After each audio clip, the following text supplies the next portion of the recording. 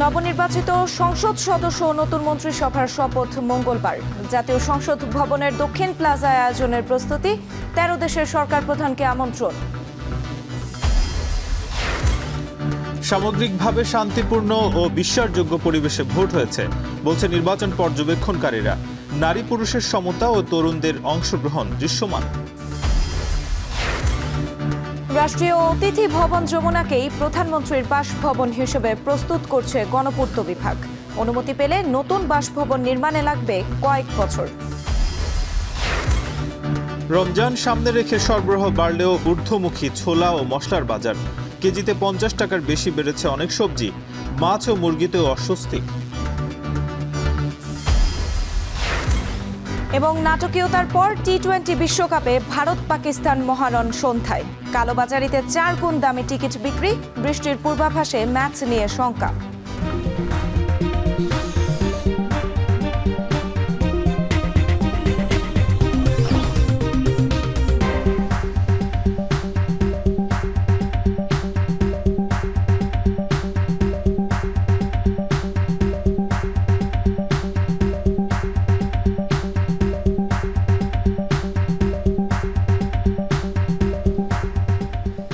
দর্শক শুনছিলেন শিরোনাম। স্বাগত এখন দুপুরে পুরো আয়োজন জুড়ে সঙ্গে আছি আমরা দুজন, আমি সুমাই রাত্রি এবং আমি নাজমুস সাকিব।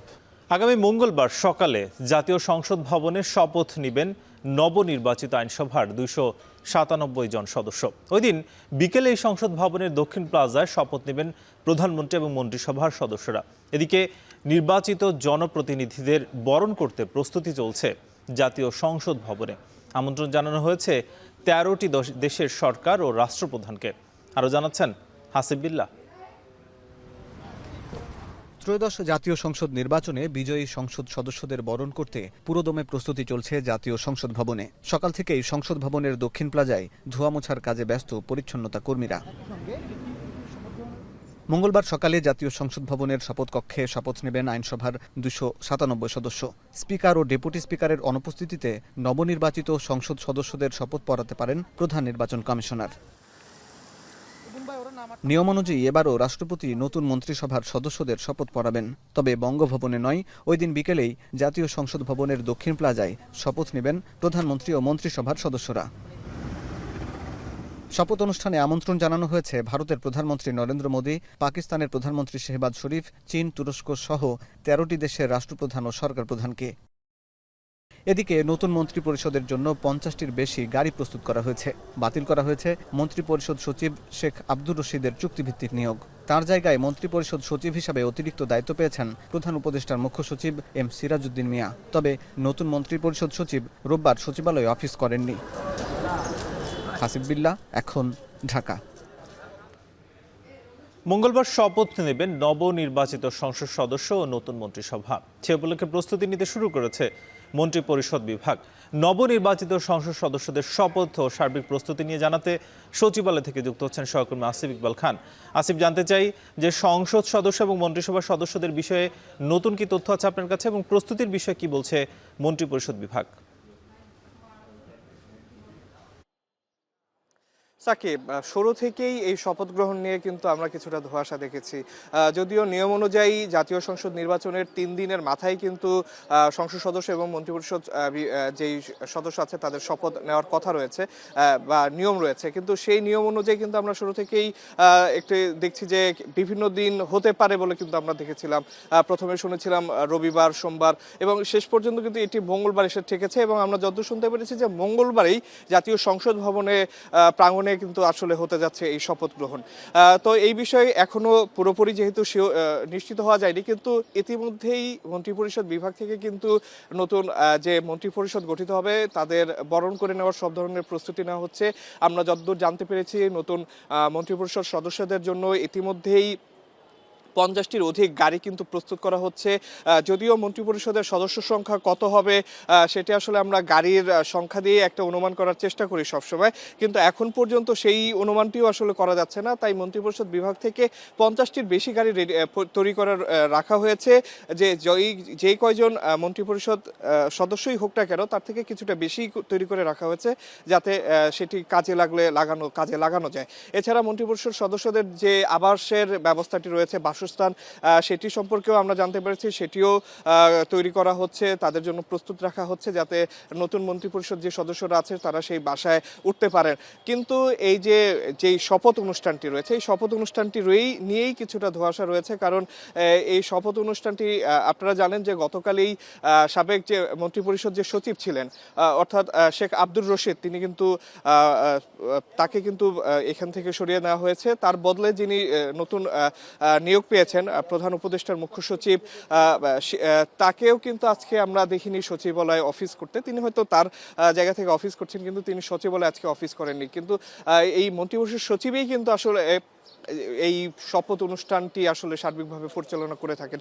তবে আজকে কিন্তু বিকেল 4:30টায় ফরেন সার্ভিস একাডেমিতে আইন উপদেষ্টা আসিফ নজরুলের একটি ব্রিফ রয়েছে। আমরা আশা করছি যে ওই ব্রিফ থেকে আসলে আমরা যে ধোঁয়াশাগুলো রয়েছে বা যে তথ্যগুলো আমরা আসলে খোঁজার চেষ্টা করছি, যে তথ্যগুলো আমরা খুঁজছি, সেই 4:30টায় ফরেন সার্ভিস একাডেমিতে আইন উপদেষ্টার ব্রিফ থেকে হয়তো আমরা সেই ধোঁয়াশাগুলো কাটবে এবং এই শপথ অনুষ্ঠান এবং নতুন মন্ত্রিপরিষদ সদস্যদের নিয়ে বাকি যে তথ্যগুলো আমাদের প্রয়োজন আমরা সেখান থেকেই পাবো বলে আমরা আশা করছি। তো এই ছিল আমার কাছে সচিবালয় থেকে সর্বশেষ। সাকিব। এমপি এবং মন্ত্রিসভার সদস্যদের শপথের খবর জানাচ্ছিলেন আসিফ ইকবাল খান। এদিকে জামায়াতের আমির ডক্টর শফিকুর রহমান এবং এনসিপির আহ্বায়ক নাহিদ ইসলামের সাথে দেখা করতে আজ সন্ধ্যায় তাদের বাসায় যাবেন বিএনপি চেয়ারম্যান তারেক রহমান। নির্বাচনে নিরঙ্কুশ সংখ্যাগরিষ্ঠতা পেয়ে সরকার গঠন করতে যাচ্ছে বিএনপি।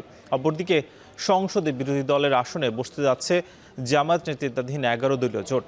যদিও নির্বাচন নিয়ে বিভিন্ন প্রশ্ন তুললেও সামগ্রিকভাবে সুষ্ঠু নির্বাচন হওয়ায় ফলাফল মেনে নিয়েছে দলগুলো।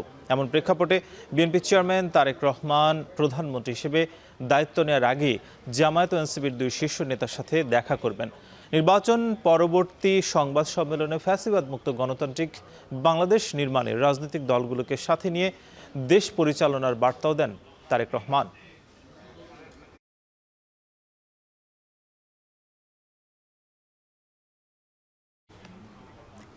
গুলশানে বিএনপি চেয়ারম্যানের কার্যালয়ে অফিস করছেন তারেক রহমান। সেখানে দেখা করতে এসেছেন সদ্য নির্বাচিত কয়েকজন সংসদ সদস্য। এ নিয়ে আরও জানাতে যুক্ত হচ্ছেন সাব্বির রোজ। রোজ, বিএনপি চেয়ারম্যানের সঙ্গে কারা কারা দেখা করতে এসেছেন এবং আজকের কি কি কর্মসূচি রয়েছে তার জানতে পেরেছেন কিনা?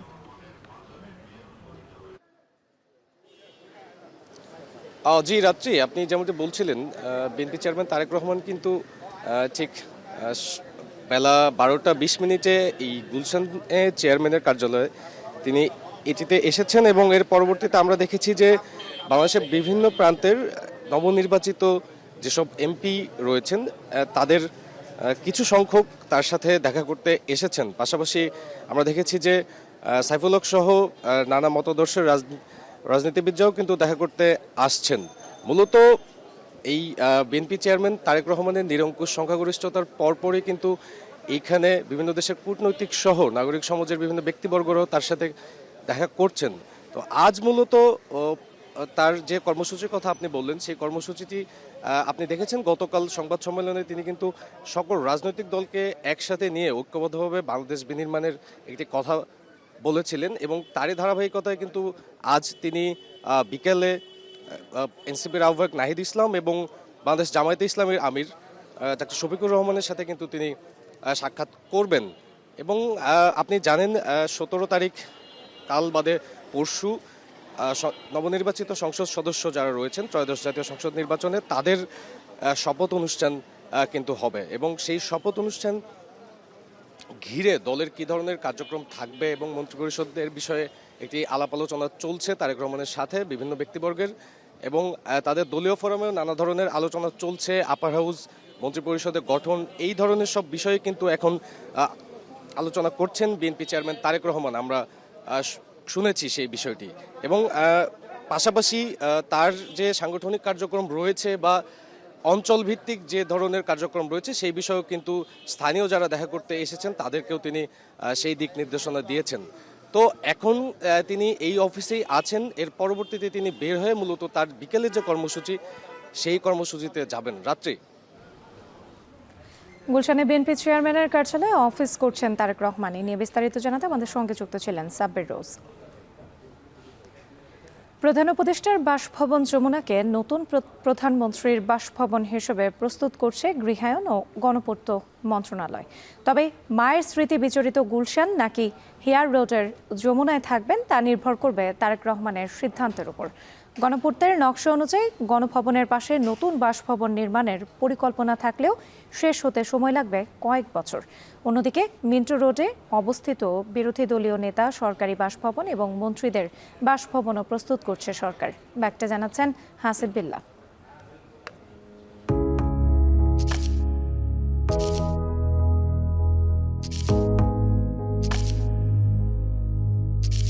প্রধানমন্ত্রীর বাসভবন গণভবন এখন জুলাইয়ের স্মৃতিচিহ্ন। তাই প্রশ্ন উঠছে, নতুন প্রধানমন্ত্রী কোথায় থাকবেন?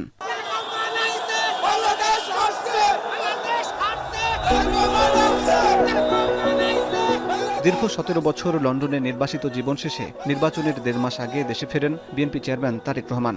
ওঠেন গুলশানে, ফিরে যায় মায়ের বাসার পাশে 196 নম্বর বাড়িতে। এই বিজয় বাংলাদেশের জনগণের। সদ্য অনুষ্ঠিত নির্বাচনে 2/3 আসন পাওয়া বিএনপির নতুন প্রধানমন্ত্রী হিসাবে তারেক রহমান শপথ নিলে নিজ বাসায় থাকতে পারেন। তবে আবাসিক এলাকায় সরকার প্রধানের নিরাপত্তা ও গুলশান থেকে সংসদ ভবনের দূরত্ব বিবেচনায় প্রধানমন্ত্রীর বাসস্থান পরিবর্তন হতে পারে।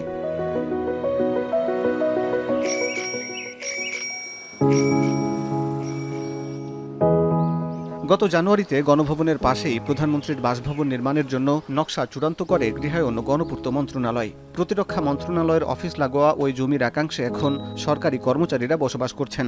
নতুন সরকার মত দিলে এখানে কাজ শুরু হবে। তবে নতুন ভবন তৈরি করতে 2 থেকে 3 বছর সময় লাগবে। রাষ্ট্রীয় অতিথি ভবন পদ্মা, মেঘনা ও যমুনায় বিদেশি অতিথি ও রাষ্ট্রপ্রধানরা অবস্থান করেন। অন্তর্বর্তী সরকার প্রধান সহ বিগত 3 জন তত্ত্বাবধায়ক সরকার প্রধান যমুনায় ছিলেন। কাঠামো, যাতায়াত ও নিরাপত্তা বিবেচনায় হেয়ার রোডের 30 নম্বর ভবনেই হতে পারে নতুন প্রধানমন্ত্রীর বাসভবন। বর্তমান প্রধান উপদেষ্টা মহোদয় যেখানে আছেন সেটাই আপাতত আমরা মনে করছি যে হয়তো হতে পারে। আমি শিওর না, নতুন প্রাইম মিনিস্টার নিজেই সিদ্ধান্ত নেবেন আসলে ওনার জন্য সুইটেবল কোনটা হবে। হেয়ার রোডে অবস্থিত যমুনার পাশেই 29 নম্বর ভবন বিরোধী দলীয় নেতার জন্য নির্ধারিত। 1991 সালের নির্বাচনে তৎকালীন বিরোধী দলীয় নেতা শেখ হাসিনা এই বাড়িতে অবস্থান করেছেন। এরপর 1996 সাল থেকে পরবর্তী 5 বছর বেগম খালেদা জিয়া এই বাড়িটি অফিস হিসাবে ব্যবহার করেছেন। তবে 2001 সালের পর থেকে আর কোনো বিরোধী দলীয় নেতা এই বাড়িতে ওঠেননি। 26-এর নির্বাচনে বিরোধী দল প্রধান এই বাড়িটি ব্যবহার করবেন কিনা তা এখনও নিশ্চিত করে বলা যাচ্ছে না। রাজধানীর মিন্টো রোড ও হেয়ার রোডে মন্ত্রীদের জন্য 15টি বাংলো বাড়ি আছে। এছাড়া বেইলি রোডে 3টি মিনিস্টার অ্যাপার্টমেন্টে 30 জন মন্ত্রী থাকতে পারবেন। তবে মন্ত্রীদের জন্য নির্ধারিত এসব আবাসনের কয়েকটিতে এখন থাকছেন সুপ্রিম কোর্ট ও হাইকোর্টের বিচারপতিরা। তাই মন্ত্রীদের আবাসনের সংকট থেকে যাচ্ছে। এদিকে 2024-এর 5 আগস্ট সংসদ ভবন ও প্রধানমন্ত্রীর কার্যালয়ে প্রবেশ করে ছাত্র জনতা। রাষ্ট্রের সর্বোচ্চ এই 2 স্থাপনা ইতোমধ্যে সংস্কার করা হয়েছে। হাসিব বিল্লাহ, এখন ঢাকা। ত্রয়োদশ জাতীয় সংসদ নির্বাচন মাইলফলক অর্জন করেছে বলে জানিয়েছে Asian network for free election. সামগ্রিকভাবে শান্তিপূর্ণ এবং বিশ্বাসযোগ্য পরিবেশে ভোট সম্পন্ন হয়েছে বলে জানিয়েছে সংস্থাটি। রোববার সকালে রাজধানীর গুলশানের একটি হোটেলে নির্বাচন পর্যবেক্ষণ নিয়ে ব্রিফ করেন সংস্থাটির কর্মকর্তারা। এ সময় রাজনৈতিক দলগুলোর প্রতি নির্বাচনী প্রচারণার খরচের পূর্ণাঙ্গ বিবরণী প্রকাশের পরামর্শ দেন এশিয়ান নেটওয়ার্ক ফর ফ্রি ইলেকশনের চেয়ারপারসন, যাতে জবাবদিহিতা ও স্বচ্ছতা আরও জোরদার হয়। তরুণ ও নারী ভোটারদের সক্রিয় ও অর্থবহ অংশগ্রহণ নিশ্চিত করা রাজনৈতিক দলগুলোর দায়িত্ব বলেও উল্লেখ করেন তিনি। একই সঙ্গে ভোট গণনা প্রক্রিয়া আরও স্বচ্ছ ও নিরপেক্ষ করার আহ্বান জানান নির্বাচন পর্যবেক্ষক সংস্থাটির চেয়ারপারসন।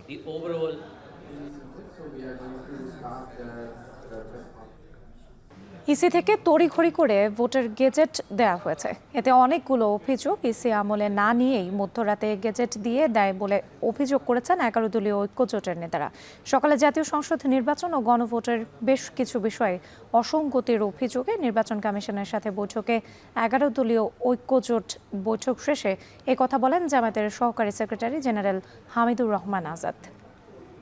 এই যে বিষয়গুলো তড়িঘড়ি করে করা হয়েছে, অথচ 13 তারিখ সকালেই আমাদের ডেলিগেশন আসছিল, এনসিপির ডেলিগেশন আসছিল, তারা বলেছে আপনারা গেজেট প্রকাশ করবেন না, আমাদের এই কমপ্লেনগুলো আছে পুনর্গণনা, বিশেষ করে এই কয়টি আসন স্থগিত রেখেই পুনর্গণনার মধ্য দিয়ে স্বচ্ছতার সাথে আপনারা রেজাল্টটা দেন, তারপরে গ্যাজেট দেন। এখন প্রশ্ন তৈরি হচ্ছে, তড়িঘড়ি করার কারণ কি এটাই যে কমপ্লেনগুলো আসছে, সুতরাং এগুলো তাড়াতাড়ি করে ফেললে বেঁচে যায়। আমরা শপথ গ্রহণ করব, পার্লামেন্টেও যাব, আমরা গঠনমূলক ভূমিকা পার্লামেন্টে রাখব এবং আমাদের জন্য রাজপথও খোলা থাকবে। কিশোরগঞ্জে নির্বাচনী জনসভা থেকে ফেরার পথে সড়ক দুর্ঘটনায় নিহত জামাত সমর্থক আব্দুস সালাম এবং সমাবেশে যাওয়ার পথে হঠাৎ অসুস্থ হয়ে মারা যাওয়া আরেক জামাত শাহ আলমের পরিবারের দায়িত্ব নিলেন দলের আমির ডাক্তার শফিকুর রহমান। সকালে কিশোরগঞ্জের ইটনা উপজেলায় শাহ আলমের পরিবারের সদস্যদের সঙ্গে সাক্ষাৎ করেন ডাক্তার শফিকুর রহমান। পরে স্মরণসভায় অংশ নিয়ে পরিবারের দায়িত্ব নেওয়ার ঘোষণা দেন।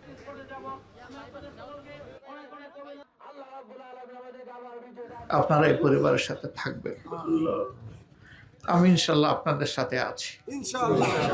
এখন থেকে এখানে আসলে আমাকে আর মেহমান বলবেন না, যেহেতু আমি পরিবারের সদস্য হওয়ার সুযোগ পেয়েছি। আমি আপনাদের মতোই এক গ্রামবাসী। আমি ওই ছোট বাচ্চাটা যার বয়স 7 বছর, মেয়েটা, ও ইনশাল্লাহ লেখাপড়া করবে যেমন লেখাপড়া করে আমার নাতি নাতনিরা। ও বড় হবে, ওর বিয়ে হবে, এই সময়টা পর্যন্ত ইনশাল্লাহ আমি পরিবারের সদস্য, যদি আল্লাহ আমাকে হায়াতে বাঁচায়। জুলাই অভ্যুত্থানে রামপুরায় কার্নিশে ঝুলে থাকা ব্যক্তিকে গুলি করে আহত ও আরেক ব্যক্তিকে হত্যার মামলার রায় ঘোষণা হবে 4 মার্চ। ট্রাইব্যুনাল 1-এর চেয়ারম্যান বিচারপতি মোহাম্মদ গোলাম মুর্তজা মজুমদারের নেতৃত্বাধীন 3 সদস্যের বিচারিক প্যানেল এ তারিখ নির্ধারণ করেন। মামলায় গ্রেপ্তার রয়েছেন রামপুরা পুলিশ ফাঁড়ির তৎকালীন এসআই চঞ্চল চন্দ্র সরকার, এছাড়া সাবেক ডিএমপি কমিশনার হাবিবুর রহমান সহ বাকি আসামিরা পলাতক। তারা হলেন খিলগাঁও জোনের সাবেক এডিসি মোহাম্মদ রাশেদুল ইসলাম, রামপুরা থানার সাবেক ওসি মোহাম্মদ মশিউর রহমান ও রামপুরা থানার সাবেক এসআই তরিকুল ইসলাম ভুইয়া। গেল 3 ফেব্রুয়ারি যুক্তিতর্ক শেষ করেন রাষ্ট্রপক্ষ ও আসামি পক্ষ। এছাড়া পলাতক 4 জনকে যুক্তি তুলে ধরে নিজেদের মক্কেলদের নিরপরাধ দাবি করেন স্টেট ডিফেন্স আইনজীবী আমির হোসেন। তৎকালীন তাদের যুক্তি খণ্ডন করেন প্রসিকিউটর মিজানুল ইসলাম। এছাড়া এই ট্রাইব্যুনালে আজ আরও 6টি মামলার বিচার কার্যক্রম চলছে।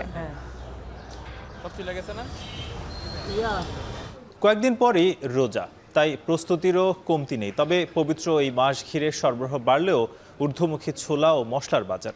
কেজিতে 50 টাকার বেশি বেড়েছে অনেক সবজি, মাছ ও মুরগিতেও অস্বস্তি। চট্টগ্রাম থেকে সিলেট সবখানেই বাড়তি দামের চাপ। বিস্তারিত থাকছে প্রতিবেদনে। দেশের অন্যতম বৃহৎ পাইকারি বাজার চট্টগ্রামের খাতুনগঞ্জে রমজানের আগেই বেড়েছে ছোলা ও ডাল জাতীয় পণ্যের দাম।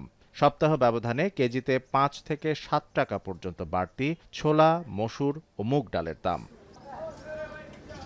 পাইকাররা বলছেন, সরবরাহ বাড়লেও আমদানিকারকদের উচ্চ মূল্যের কারণে বাজারে প্রভাব পড়ছে। সাম্প্রতিক সময়ে বন্দরকেন্দ্রিক আন্দোলন এবং নির্বাচনের ছুটিতে পণ্যের ওঠা নামা ব্যাহত হয়। তবে স্বস্তির খবর, এখনও স্থিতিশীল চিনি ও খেজুরের দাম। ছোলার আমাদের চাহিদা হচ্ছে 1 থেকে 1.5 লাখ টন রমজানে। সেখানে আমরা ইতিমধ্যে জানতে পেরেছি যে প্রায় ছোলার আমদানি হয়েছে 3 থেকে 4 লাখ টনের পথে আমদানি হয়েছে। রাজশাহীতেও রোজার আগ থেকে কাঁচা সবজি ও মশলার বাজারেও অস্থিরতা। 1 সপ্তাহের ব্যবধানে প্রয়োজনীয় পণ্যের দাম বেড়েছে কেজিতে 60 থেকে 70 টাকা পর্যন্ত। শসা গেল সপ্তাহে ছিল 50 টাকা, এখন বিক্রি হচ্ছে 80 টাকায়। পেঁয়াজ 35 টাকা থেকে বেড়ে দাঁড়িয়েছে 50 থেকে 55 টাকায়। সবচেয়ে বেশি বেড়েছে কাঁচা মরিচের দাম। 1 সপ্তাহ আগে 90 টাকা থাকলেও রাজশাহীর বাজারে এখন তা বিক্রি হচ্ছে 160 টাকা কেজিতে। মরিচ কিনলাম 30 টাকা, 40 টাকা পাবে, দাম বাড়তি। শসার দাম ছিল 40, খিরা বেচা 50। রমজানের আগেই সিলেটেও বাড়তে শুরু করেছে বিভিন্ন সবজি, ভোজ্য তেল সহ নিত্যপণ্যের দাম। পাইকারি বাজারে মূল্য বৃদ্ধির প্রভাব পড়েছে খুচরা বাজারেও। ব্যবসায়ীরা বলছেন, পরিবহন খরচ সহ নানা কারণেই বাড়ছে দর। বাজার স্বাভাবিক রাখতে মনিটরিং জোরদারের দাবি ক্রেতাদের। এই সিন্ডিকেট এটা যদি বন্ধ না হয় তাহলে আমাদের দেশের মধ্যবিত্ত মানুষগুলো রাস্তার মধ্যে নেমে যাবে। লেবুর একটু দাম বাড়ার কথা। আমরা যে লেবু 40 টাকা 50 টাকা আলি বেচছি, ওই লেবু এখন বর্তমানে 100 টাকা। সরকারি নজরদারি ও সরবরাহ ব্যবস্থাপনা শক্তিশালী না হলে রমজান জুড়ে বাড়তি দামের চাপ আরও বাড়তে পারে বলে আশঙ্কা সংশ্লিষ্টদের। শামসুল আরেফিন, এখন। এবারে দেশের বাইরের প্রসঙ্গ। কারাবন্দী পাকিস্তানের সাবেক প্রধানমন্ত্রী ইমরান খানের শারীরিক অবস্থার অবনতি। এমন পরিস্থিতিতে বিক্ষোভ ও সাবেক ক্রিকেটারদের দাবির মুখে ইমরান খানকে হাসপাতালে নেওয়ার সিদ্ধান্ত নিয়েছে শেহবাজ প্রশাসন। গঠন করা হয়েছে মেডিকেল বোর্ডও। অন্যদিকে চিকিৎসা ও মানবিক কারণ দেখিয়ে সাজা স্থগিত ও জামিন চেয়ে হাইকোর্টে আবেদন করেছেন ইমরান খানের আইনজীবী। আর জানাচ্ছেন তৌহিদুর রহমান। ক্ষীণ হয়ে আসছে কারাবন্দী ইমরান খানের দৃষ্টিশক্তি। এরই মধ্যে ডান চোখের 85% দৃষ্টিশক্তি হারিয়েছেন পাকিস্তানের সাবেক এই প্রধানমন্ত্রী। এই ঘটনায় চিকিৎসার অবহেলার অভিযোগ শেহবাজ প্রশাসনের বিরুদ্ধে। তাই রাস্তায় নেমেছেন ভক্ত সমর্থকরা।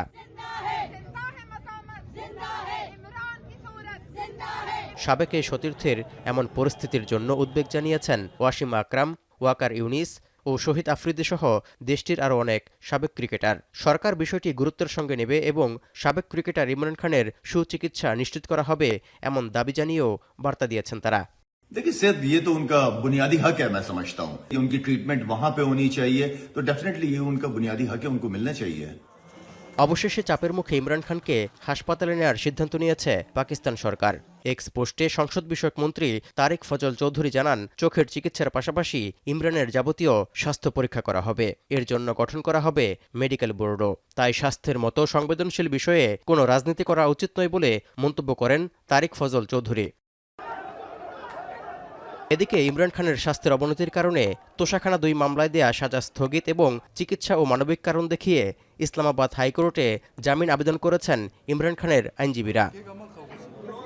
2022 সালের এপ্রিলে বিরোধী দলগুলোর অনাস্থা ভোটে পরাজিত হয়ে প্রধানমন্ত্রিত্ব হারান ইমরান খান। পরে দুর্নীতিসহ নানা অভিযোগে 2023 সালের আগস্টে গ্রেপ্তার করা হয়। তৌহিদুর রহমান, এখন বিশ্ব।